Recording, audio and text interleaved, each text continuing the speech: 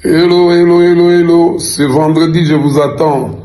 C'est Maïcha Live, en ville, vers l'avenue du Livre, au croisement, il y a un hôpital là. Adolphe Dominguez et le Wenge Tonyatona. Venez savourer le rumba, on va siroter, on va manger là-bas, ça sera la fête, sera plus totale.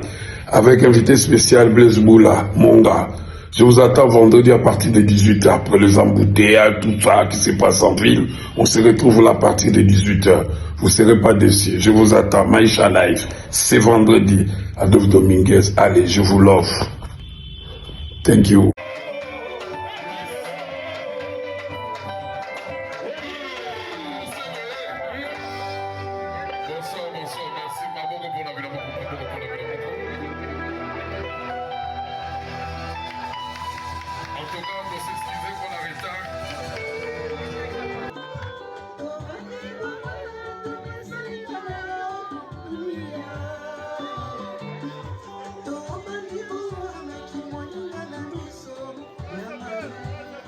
sanité bana Congo na Maïcha Live nyoso ezaka ndi tebisaki bino ba bife ya kusakana te c'est-à-dire que ba lamba kana ndenge à la congolaise donc soko yé okodame na ndenge ya kusakana te donc ba bife ya dégâts isa na Maïcha Live soko yé à partir à 8h 9h 7h déjà déjeuner ça mobimba c'est-à-dire que kolia komela a gogo esika oyo ba konzi ba yaka ko pema na Maïcha Live bana Congo na beleli bino biso tout retrouvaille na Maïcha Live.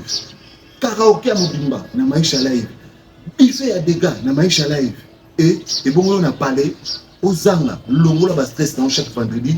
Il y a qu'à couper à biso na Maïcha Live. Au moins, il m'a amusé les cas. Ban est-ce que va conduire, va jouer à paiement, est-ce que va conduire, va jouer à jouer dans la bango chaque vendredi. Bana Congo na peleli bino esika bozami partout na RDC na Katanga na ba pays wa pio esika sozala esika tuti kozala boya na Maïcha Live mobimba toza wana na bosani te mbaki NNTV toujours tous s'abonner massivement quand ndenge ezalaka wana na TR7 Kibolelo TV tous s'abonner massivement esika oyo balobi yaka babwaka yo nde oyeba na nde tout oyo ezala ko beba oyo yebana kité o kunama oza na affaire na yo oza na maison na yo oza na établissement ki ngandi majesté roi mobimba yo wana numéro na ngeza 089 577 81 40 boza mobimba taxe bobanga te agogo négociable na ko tina ba parler partout ce que bozwani ba établissement na bino ce que zwami ba faire na bino oyo oyebana kati o okunama o olkiozaka na ndenge ezalaka wana na mbaki NTV toko bimiso mobimba Maïcha Live mobimba c'est pour cela bana Congo na pesi ba mbote belé ce que bozwami donc biso tout on a bien ensemble botala bana na bino kanisa toleka